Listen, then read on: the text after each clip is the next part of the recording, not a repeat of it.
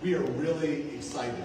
This is one of the examples of where Republicans and Democrats can look at an issue, see that there's a problem, and collaboratively come up with a solution. I spent many years in the old courthouse and a few years in the new courthouse dealing with challenges that children endure because of situations that they've grown up in. This is a solution, our effort to try to deal with some of those problems and make sure that children are put in the best position with families so that they can stay out of our foster care system. We are excited that this will become the law, and we're excited about the number of different people that came together over a long period of time. Many were talking about the fact that there was a problem for years, even decades, but we were able to work collaboratively with a solution. So thank you for being here today. Thank you for your willingness to be in part of the system where we try to help children and make sure that their lives are better, and we're excited of what the future holds. So with that, I'm going to turn it over to Delegate Johnson. Thank you. So I had some remarks prepared, but I'm going to just throw them out the window because the main thing I want to focus on is how many people are in this room and how many people helped bring this bill to fruition in order to improve the lives of children and their families. It's something I know firsthand. I am a DSS attorney, I left a month ago for Charlottesville. I see someone frowning, so I left a month ago. And I have handled hundreds of cases. I have seen children in courtrooms. I have seen the way they react when they are able to turn to someone who they know to comfort them as they're receiving news about what their future holds. I know what kinship care means for families. And that's what this bill is going to hopefully do. It's going to make it so that children can be with their families and families can work together to stay out of the courtroom so that we don't have to have those type of interactions. And then on that, I just want to say my name's on the bill, and I was happy to bring my little piece of expertise there, but I did not make this bill. There were so many people involved for so long, and I want to call out some of them. I want to call out Voices for Children, which was an excellent advocacy organization, gathering stories from foster children, helped us get to the finish line. I want to thank the UVA Law Clinic, who were an invaluable resource to Senator Cavola and myself, and worked with administration. I want to thank all my colleagues for the bipartisan support that I enjoyed. I was a freshman, and many of them reached out to me and encouraged me to carry this bill. And I want to thank the administration, who were so valuable, shared their resources, their knowledge, and their time with me. And I want to thank all of you who showed up today to celebrate this pretty momentous occasion. With that, I will pass it over to Senator Cavola. I'm going to jump back in because I did not put my glasses on to read the entire list of everything. So I was apparently supposed to introduce the governor as well because he was with us. So I jumped right past that part. We understand how this works. Maybe that's just a reminder of how important the legislative branch is. We went straight to the legislative. Governor, thank you for being here. Thank you. With us.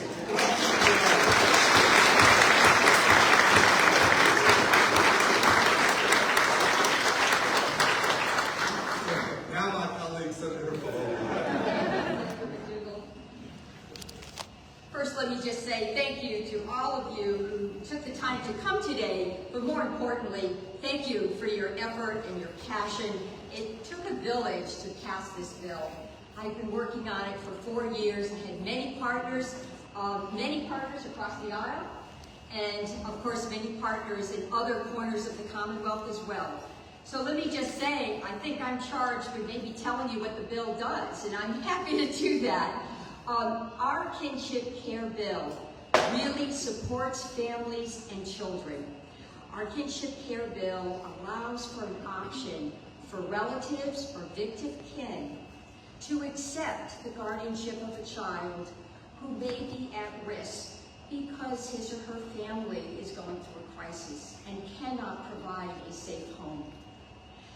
We know that we have a loving community, and we know that relatives are willing to step up. They needed a formal structure, if you will, to help them, and that's what this bill does. This bill will allow a host family, a relative family, to get support services, to perhaps access financial aid, to negotiate a safe plan for that child with the child's biological parents. So if certain guardianship authority is needed, the host family will have that ability to care for the child.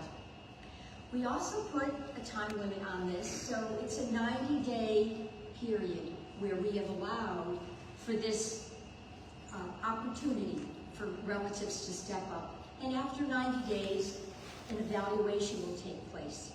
Child Protective Services will have to convene a work group and speak with the parents, the caretaker, and a whole range of professionals to determine what's in the best interest of the child and the biological family and the caretaker family. So this is very much family focused. This is what we all care about, right? It's creating stable, loving homes, helping our families thrive. That's what this bill does. And I am so proud that so many folks in every corner of the Commonwealth saw the value in this and have acknowledged that, yes, our children are worth it. It may have taken a long, long time. We even had some examples of why this bill was needed. There was a very tragic case in Augusta County that came to our attention. And because that case was so compelling, we knew we had to act, and we had to act quickly to provide a safe haven for kids in these crisis situations. Without further ado, I am tasked with introducing our next speaker, Sarah Smalls. Sarah is a grandmother, but she has been a caretaker of relative children, And she's also very involved in, and I want to get this right because you know you have a big responsibility when you're introducing somebody. In the Kinship family, she's a Kinship family consultant for Families Forward. And we are delighted to have you with us. Thank you all for being here.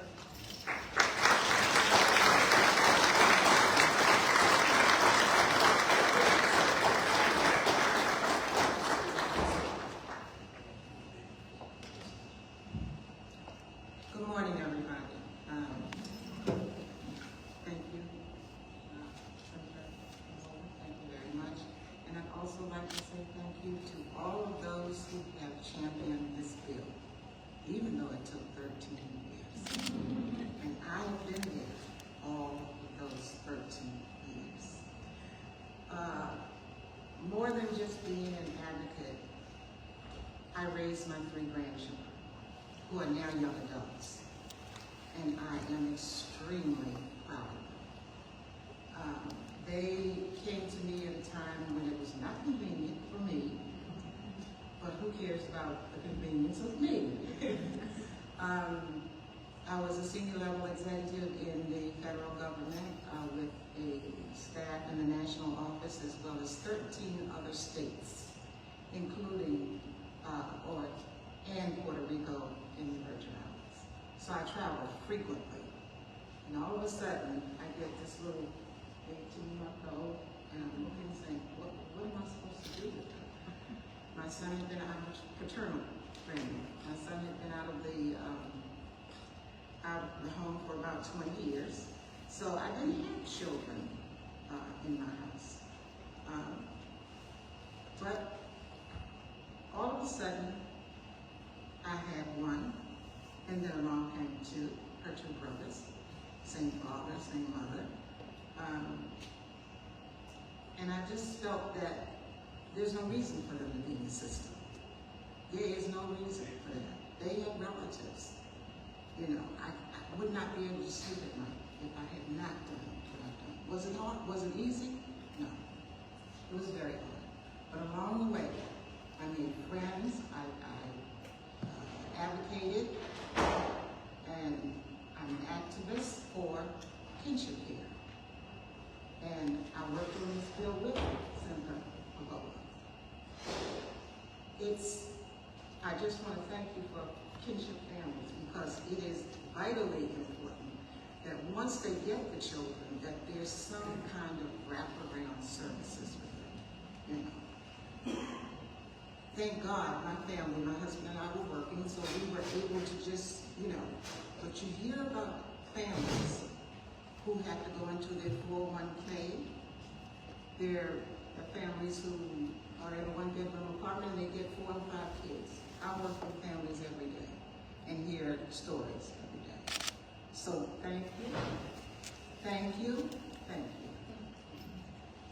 you. Now with that done, I'd like to introduce Janet Kelly. Janet is a former secretary of the Commonwealth and has an extensive career in public service, most recently as a special advisor to Governor Youngkin, as special advisor for children and families. In this role, she ran the governor's Safe and Sound Task Force alongside a team, reducing the number of children sleeping in local Department of Social Services offices by 89% in 90 days. Though she has left the position, she left in January, Janet remains a fierce advocate for kids, families, and workers in Virginia's foster care system. I would like to welcome Janet to the podium.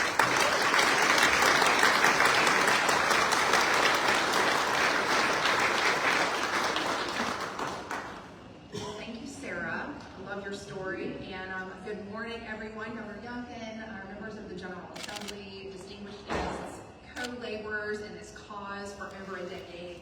It's such an honor to be here.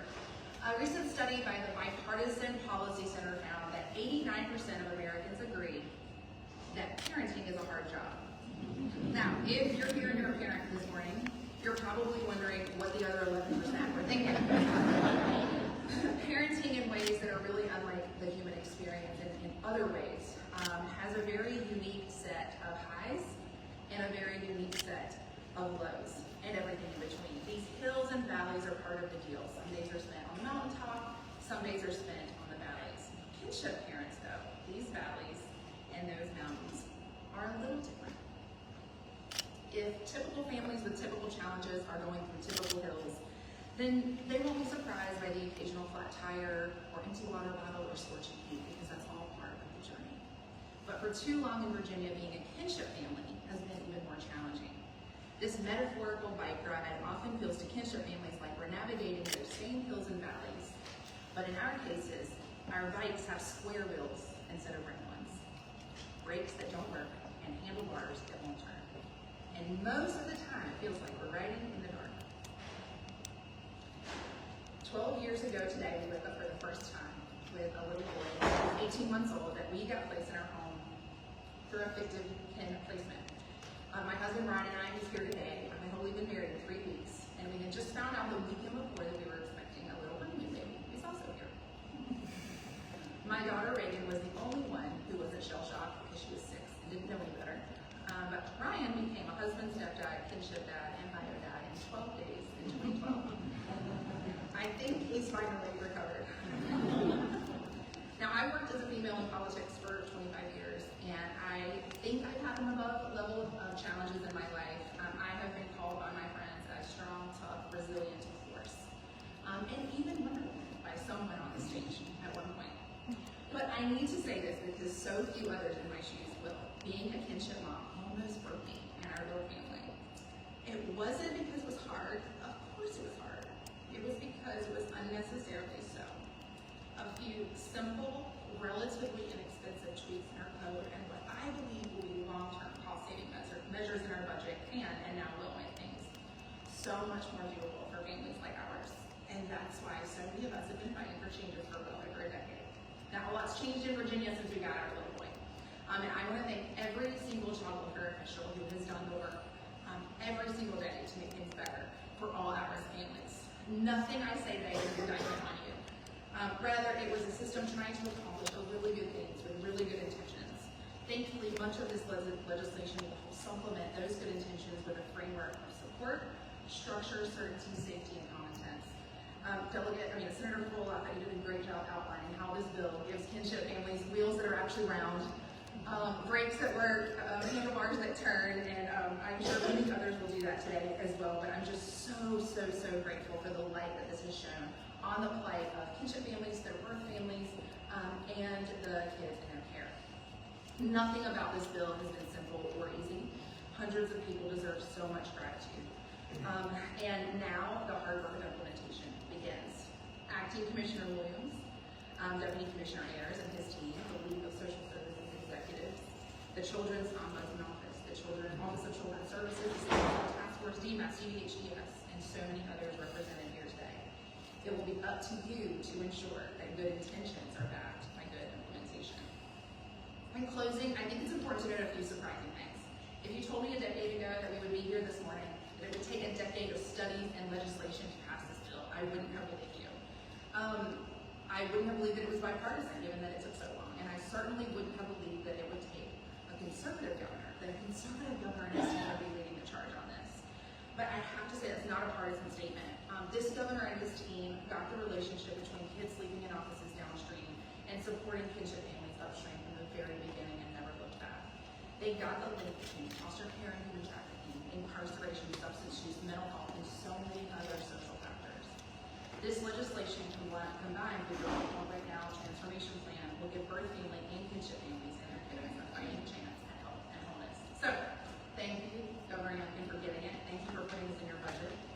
Thank you, Secretary Littell and the entire HHR team for your incredible behind-the-scenes work and for literally keeping kinship care on your day one agendas in your office, on your whiteboards every day. Thank you, legislators, for your courage and bipartisanship and persistence.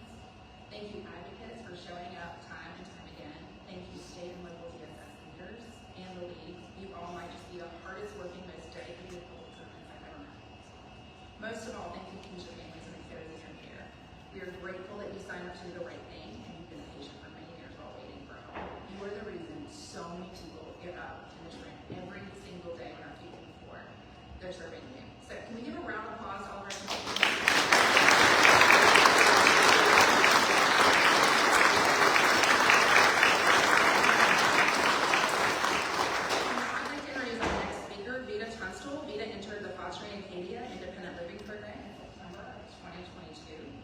worked diligently toward obtaining her goals of getting her MBA, CNA, or MBA, purchasing a car and saving money to prepare for independence. She's passionate about advocating for herself and speaking up for others. She hopes to attain a career in the mental health field or join the military, both of which people in the country don't do. So she can do that. That's right. Come talk to us.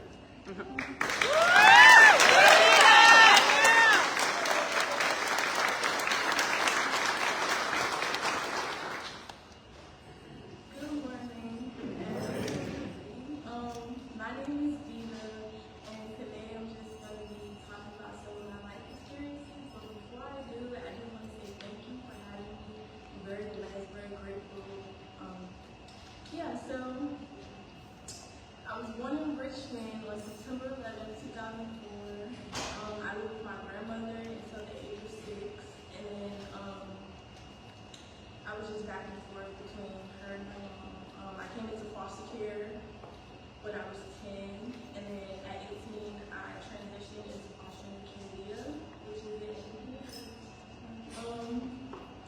throughout my life, I faced many challenges and hardships. There was always someone who was there for me and never left my side. That person is my grandfather, which I call him Poppy. Poppy was a huge support to me. Growing up, he always knew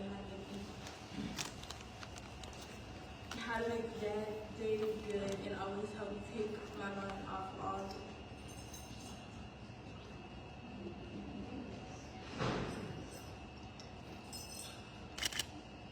He helped take my mind off of all the difficult things.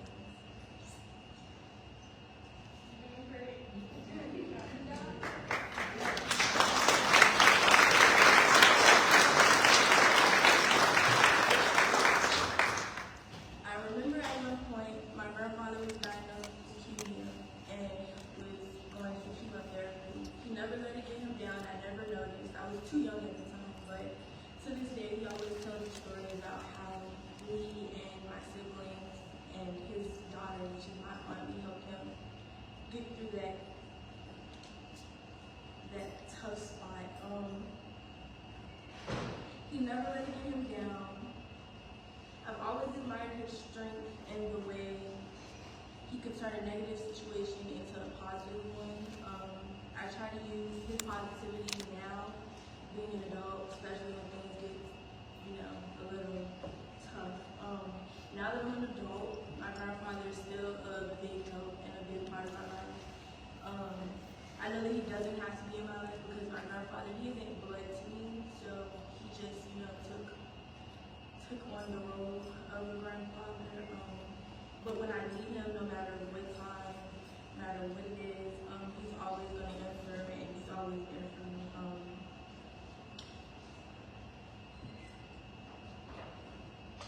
There was a time when I was on the streets and sleeping on couches and bus stations and stuff, and my grandfather was always there to just come swoop me up. And when I ran out of food, he was there. I need anything, even to this day. I was calling him right now, he's going to answer. My main goal in life is to join the military, and I know that he will definitely support me. So, Poppy, if you're watching this, I just want to say I love you and thank you, and I can't even express the way that I feel, my gratitude towards you. I wouldn't be where I am without you. So, that's it.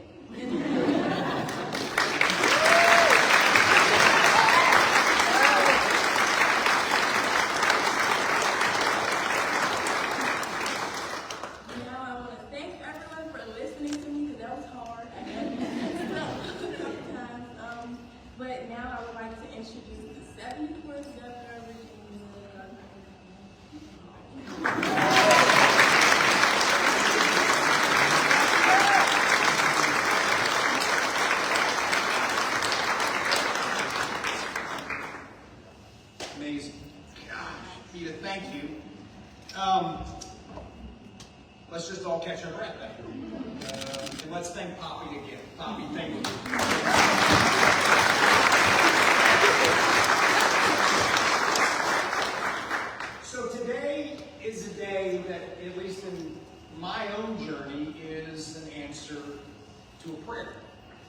And I'm constantly reminded that prayer is a good thing.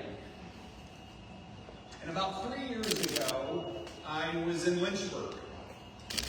And for those of you that have ever been with me in Lynchburg, I always go to Texas Inn, and I always get a cheesy Western. And I was walking out in the parking lot, and there was a woman standing there, an older woman, and she looked distraught. And I went up to her and I said, "Ma'am, are you okay?" And she honestly had no idea that I was running for governor at the time. And she just looked at me and she said, "I've got a major problem in my life." And I said, "Please tell me about it." And she looked at me and she said, "My daughter messed up. And she's going to have to go to prison for a little while. And the state won't let me have my grandchild. And in fact, there's no priority for me. And therefore, my grandchild is most likely to go live with somebody else. And there seems to be nothing I can do about it." So right then and there, we prayed over it. We said, "Lord, this is a tragic situation. Make it different." I didn't think about that moment until this morning, when I was reflecting on this amazing moment. Thank you. We celebrate a milestone, a moment where 12 years of work and an enormous, overwhelming collection of hearts comes together to demonstrate that unanimous votes in the General Assembly are possible that fundamentally change lives. That's what this is all about.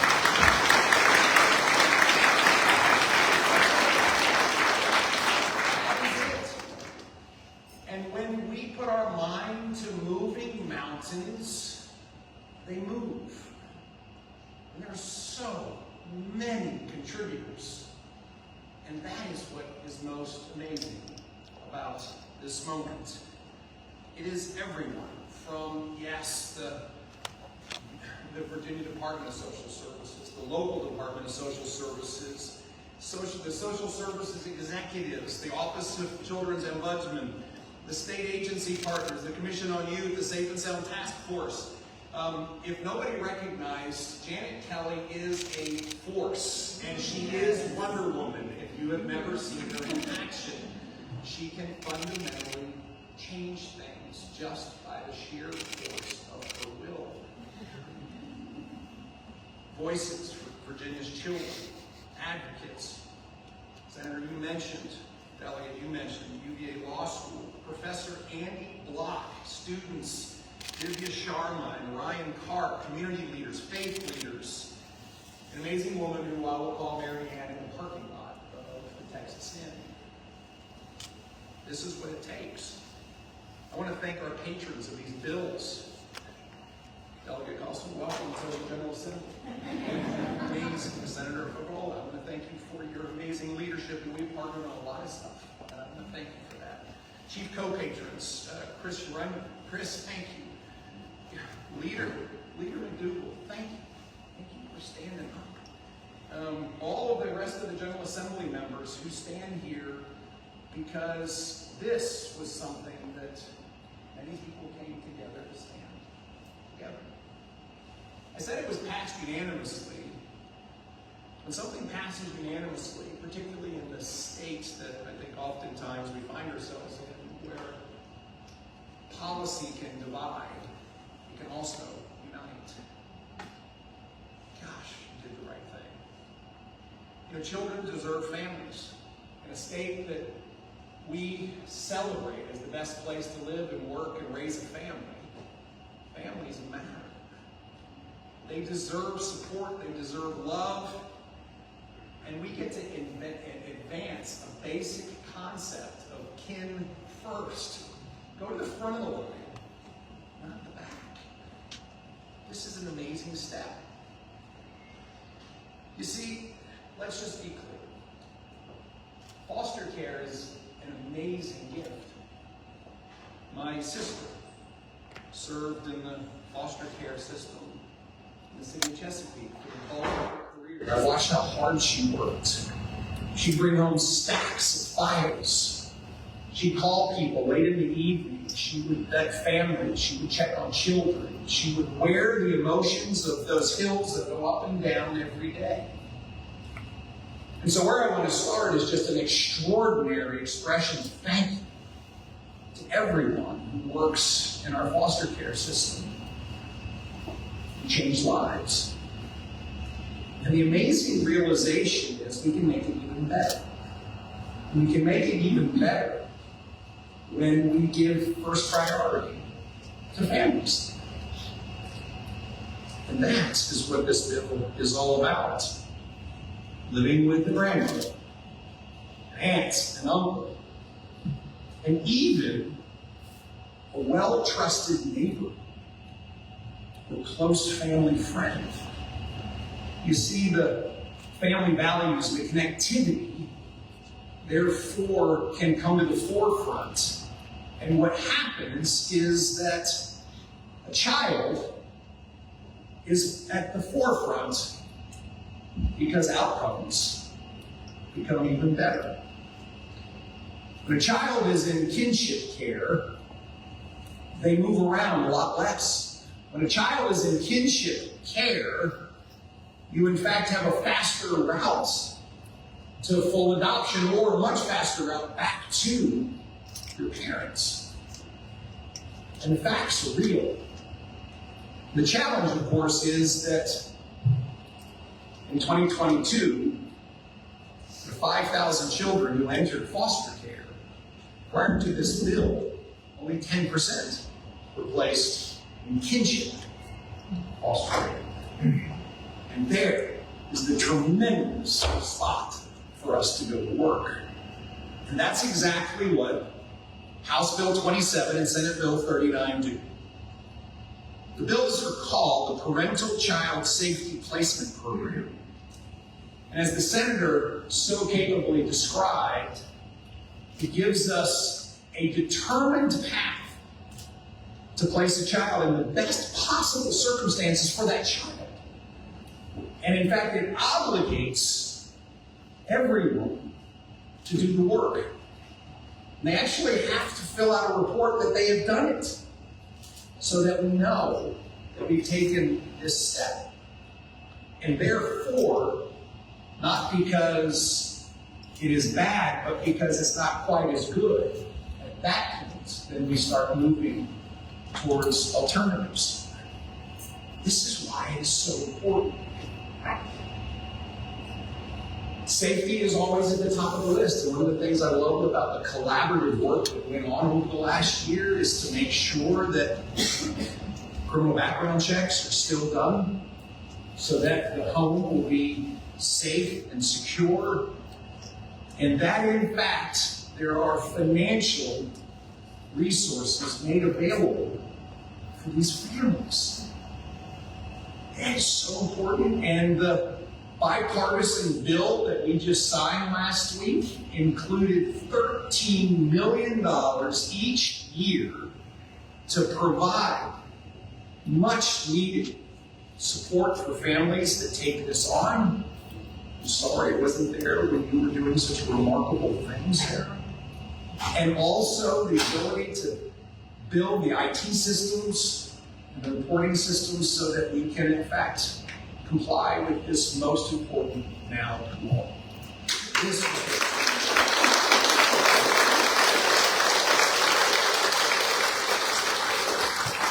Stories upon stories upon stories are the catalyst. Let me share two of them with you. Randy and Susan Sears. In the spring of 2022, Randy and Susan were called to serve as caregivers for their grandchildren. But they were faced with real obstacles. Of course, the request came from an earnest desire to put them in a safe, family-oriented environment. And yes, the foster process was available, but this was even better. But it didn't come with any financial support. So the responsibility was going to solely fall on them.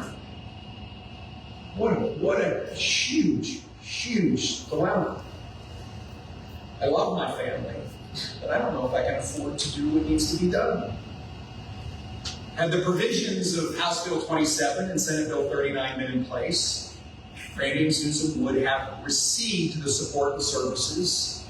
And I want to emphasize the second part of that combination, support and services, because as we heard, we've got to take square wheels and help them be round. Support and service that they need to provide the role as grandparents that are becoming parents again. Need. Randy and Susan, joined by their children, Leah, Chloe, Abigail, as well as their granddaughter, Selah, are here, and I want to thank them for stepping up. Thank you.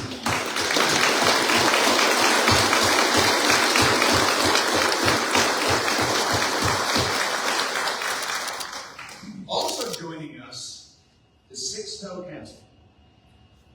What an amazing story Mr. Cancel tells. When he was 11 months old, he entered the foster care system. He had multiple placements and eventually aged out of the foster care system. When he was 27 years old, he was at a family reunion on his father's side of the family, and he discovered at that point in his life that he had 4 aunts who had served as foster and adoptive parents for longer than he'd been alive. In fact, he found that he had family located under 60 miles away from where he'd been placed in foster care. Six-Toe came forward, and he said, let's find a better way. And so Six-Toe, thank you for helping us get this legislation passed and helping all of us find a better way.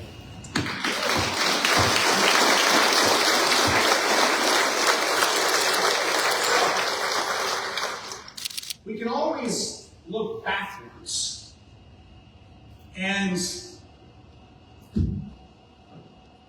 sound like we're condemning. That's not what we're doing.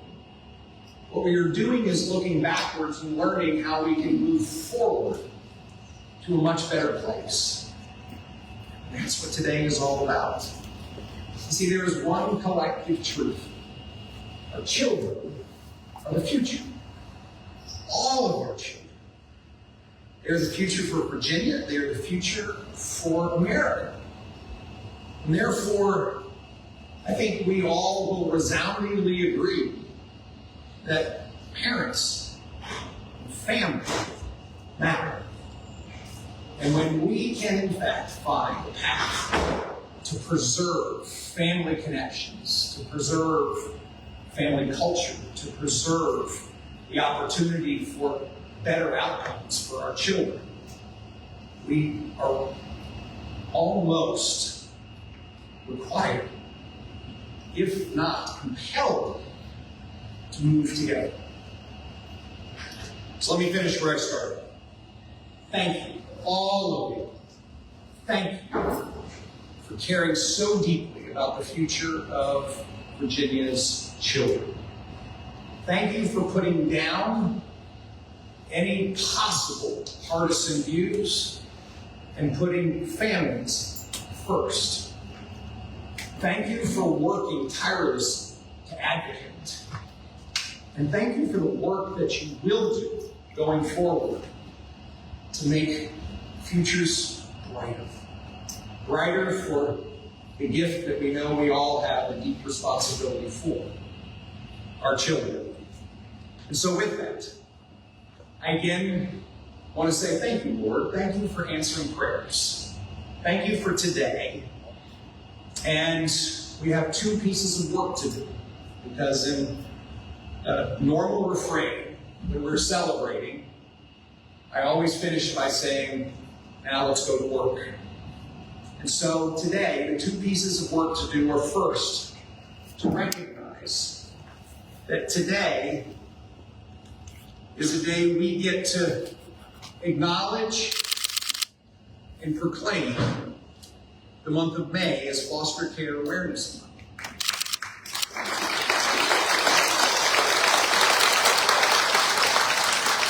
And then second of all, we get to sign bills. So let me start by acknowledging and proclaiming the importance of this month. By the virtue of the authority vested by the Constitution in the Governor of the Commonwealth of Virginia, there is hereby officially recognized Foster Care Awareness Month.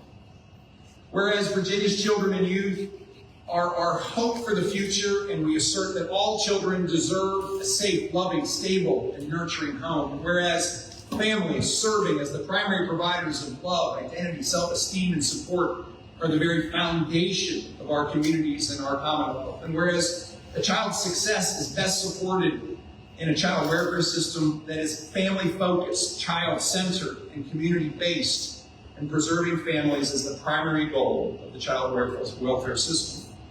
Whereas while Virginia has over 4,800 children and youth aged 18 and younger in foster care, there are at least 3,600 children and youth supported by a network of more than 5,200 dedicated, approved kinship, foster, and adoptive families. Whereas kinship families and foster families play a critical role in serving as a support, not a substitute, for parents of a child in foster care to make family reunification possible. Whereas many kinship families and foster families create permanency for children in foster care through adoption when those children cannot be safely reunified with their birth families. Whereas through the partnership among kinship, foster, and adoptive families, child welfare staff, and public and private child serving organizations, efforts are made to ensure that voices are heard and support offered for the transition of youth and young adults to successful independence. And whereas we honor and celebrate the enduring contributions of kinship, foster, and adoptive families during National Foster Care Awareness Month, and recognize the outstanding service and commitment kinship, foster, and adoptive families provide to Virginia's children and youth, while recognizing that foster care supports entire families. And now, therefore, I, Glenn Youngkin, do hereby recognize May 2024 as Foster Care Awareness Month in our Commonwealth of Virginia, and I call this observance to the attention of all our citizens.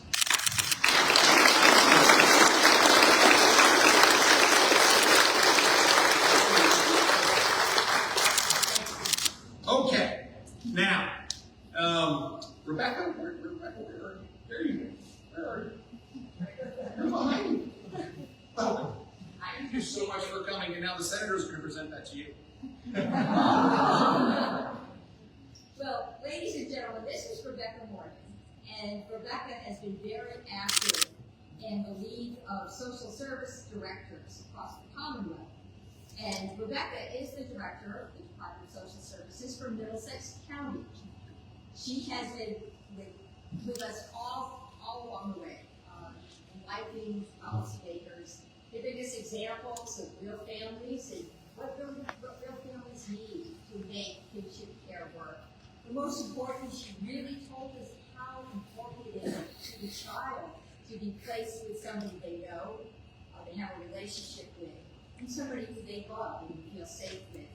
And that insight has just been remarkable. So it's my great pleasure to present this to Rebecca.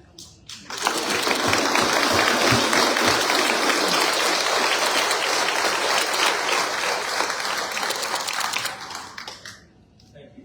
Okay, job one done, now on to job two. Let's go sign a bill. Here we go. Actually, two bills.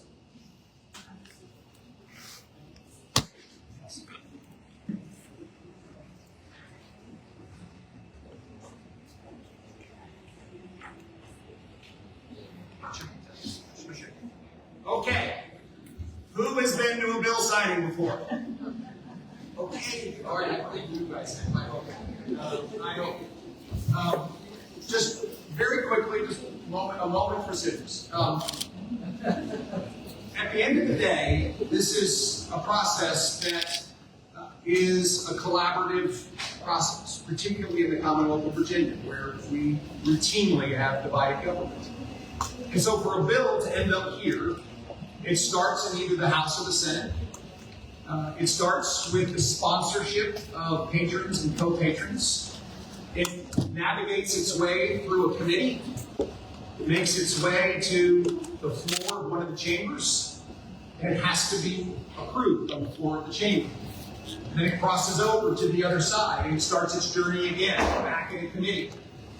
Then it makes it onto the floor, and then it has to be approved again by each one of the respective chambers. And then it comes to me. And as Article 5 says, if the bill once passed the General Assembly, then in order to become law, I sign it. All along the way, there's collaboration. And again, I want to thank everyone from advocates and passionate storytellers who have informed decisions, to legislators and your staffs, who I know work so hard, to the Legislative Services Group in the General Assembly, who's always tasked with writing what comes from our General Assembly members, to the members of my administration who passionately works along everyone in this. Thank you, thank you, thank you. And so with that, we come to the moment where we sign the bill. And so I'm going to start with House Bill 27. And this will sound a bit redundant, but it's really important that we sign both bills and we talk about both bills. So I'm going to start with House Bill 27. Patronage, of course, by delegate, also who you heard from. Co-patrons, what a wonderful list. Delegate Rundman, Delegate McClure, Delegate Carr, Delegate Flass, Delegate Keith DeMar, Delegate Martinez, Delegate Chin, and Delegate Tia. The reason why there's so many co-patrons is because there was such a broad group of legislators who felt so strongly about this. This bill creates the Child Safety Placement Program, which codifies the practice of placing children with relatives and strengthens Virginia's commitment to children and families. The creation of the statutory framework will ensure consistent practice among all local departments of social services and establish safeguards, timeframes, and family engagement for children, caregivers, and parents. It will also serve as a pathway to permanency for children. It is my privilege to sign House Bill 27.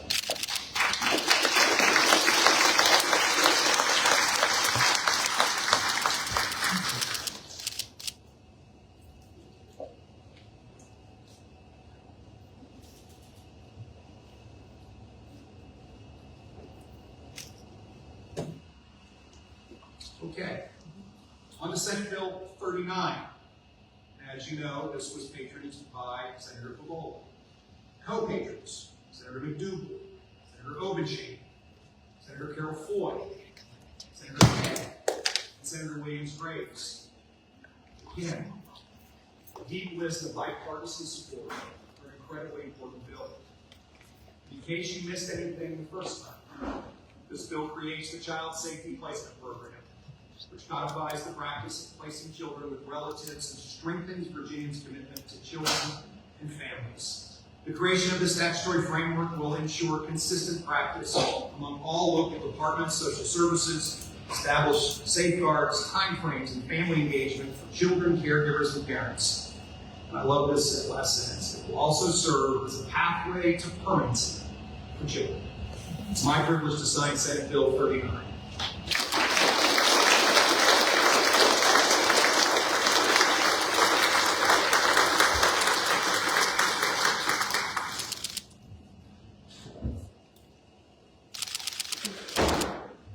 Thank you all again for being here. And now we get to say the real statement, because we have a proclamation.